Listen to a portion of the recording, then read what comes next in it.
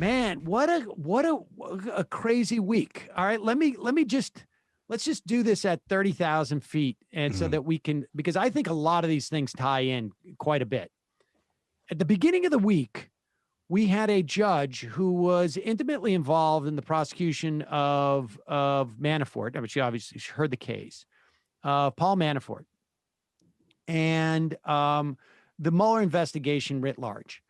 Over the course of the week, and through a FOIA request, there was it became clear that there is the OLC memo that Bill Barr claimed he relied on to make a decision not to prosecute Donald Trump was in fact written in conjunction with Bill Barr. And, that is basically like me meeting with my advisors saying, I want you guys to tell me that I should keep doing what I'm doing. Mm-hmm. And then going out and telling the public, like, I'm doing what I'm doing because my advisors have told me to do that. Yeah. But it's a little bit more egregious when it comes to the DOJ. We also know that Manafort apparently gave information knowingly to someone he knew was going to pass it on to the Russian government, campaign information. And, that is contrary to what we were led to believe, to the extent that, I don't know what constitutes collusion in a legal sense. It's not a legal doctrine, but certainly, they wanted to give those documents to the Russians for some reasons. I mean, it wasn't just like, we got an office pool, I don't know. And then we have McConnell virulently, like supposedly making a personal appeal to quash the January 6th commission. Mm-hmm.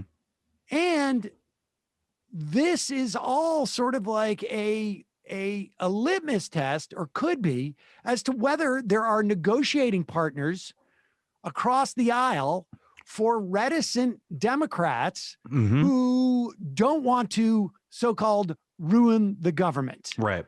So let's just start with this clip of Joe Manchin yesterday. We have talked more about Joe Manchin, you and I, over the past like 4 or 5 months than I think people have talked about Joe Manchin, period, in his prior time in the Senate. Right. Let's play this clip. Would you be willing to break the filibuster in order to get this passed? I'm not ready to destroy our government. I'm not ready to destroy our government. No, I think the base will come together. You have to have faith. There's 10 good people. How frustrating is it for you to see Republicans line up in opposition to this? It's frustrating to say this, I will tell you. There was a lot of negotiations, and the leadership of the Democrats on both the House and the Senate have agreed to the recommendations that were made to make the adjustments. There's no excuse for a Republican not to vote for this unless they don't want to hear the truth. What's your message to Republican senators who are still opposing it, even after meeting with the family today? Let the truth will set you free. Exactly what I've said. The truth will set you free. If not, then you must be concerned that you have still the fear.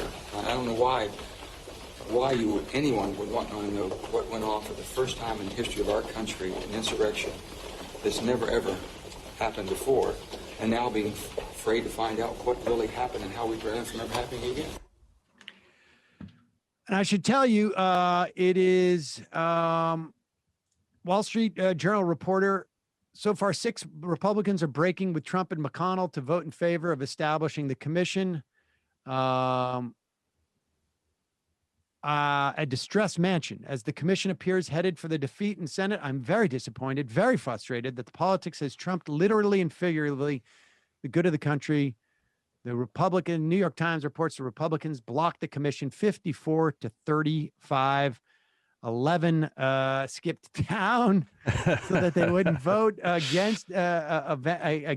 But and it should, like, I was just reading the Politico piece on the vote failing.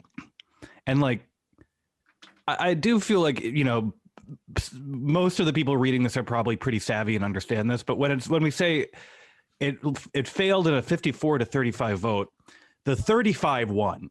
the side with 35 won the vote, and the side with 54 lost, and so 35 people won this vote in the Senate. And I mean, and also, I mean, just this always, people should always keep this in mind too, that those 35 represent far less than any 35 you pick from the side that voted for it, because they're from smaller states, and the Republicans represent something like, I don't know, 40 million less Americans in the Senate than the Democrats do.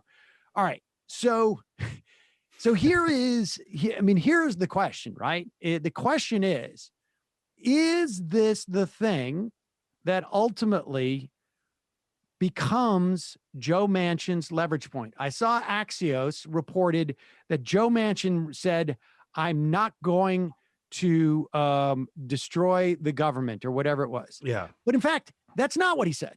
He said, I'm not ready to, in that quote. Now, maybe I'm parsing words here a little bit, but I mean, and here's the thing. If Joe Manchin believes that they're hiding something, right? That they're afraid of something because they're hiding something, how does this guy think that he's going to, like, why is he, why is this regular order at this point? You know what I mean? Yeah. No, I mean, I don't know. This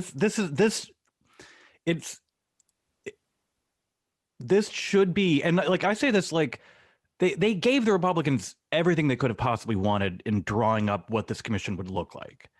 And I think, like, the biggest win for the Republicans would have been to cave on this in order to preserve the filibuster and then appoint whatever lunatics they wanted to this commission. Like that, strategically, if I was Mitch McConnell, that's what I would have done. Now, I think he made a bet that he can do this and that still won't change Joe Manchin's mind. But at this point, like, this is an insane way to do anything that, it illustrates how little effort you have to put in to block anything that 10 senators can go home, 6 senators can cross the aisle, and this is still the result because of the, like, filibuster via email. It's like, it's nuts.